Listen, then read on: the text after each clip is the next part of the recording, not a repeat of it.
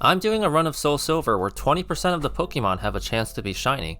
In this video, I find a few more shinies despite the usual setbacks, and I take on Morty and his deadly Gengar.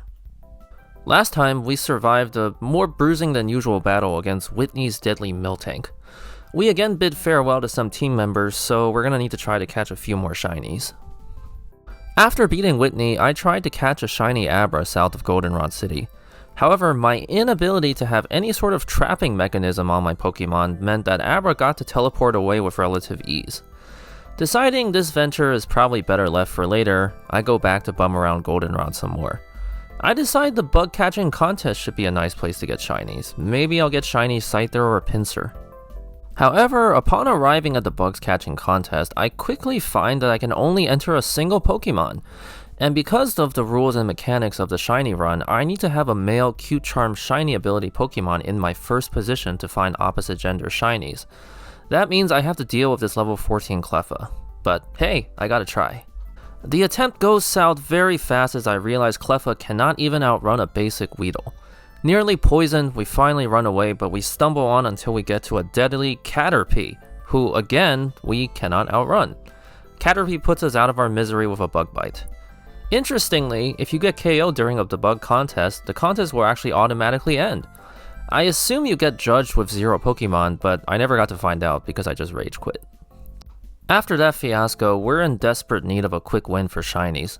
The route in front of us has some Nidoran, but unfortunately they can't be shiny under our rules since Nidoran have fixed gender ratios.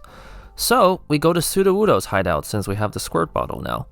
On the first try, we find a shiny Sudowoodo. It's pretty strong and it puts out a good fight against our team members, but it's ultimately subdued into a Great Ball. We keep going up the route, and along the way I actually caught a shiny Pidgeotto to replace our dearly departed Ala Gold, but I forgot to record that part, so you just have to take my word for it. Anyways, there's not a lot to do in Ecruteak, so we head straight for Burn Tower. Here we find Ucine and Morty, but more deplorably our rival Tripe, who unceremoniously challenges us.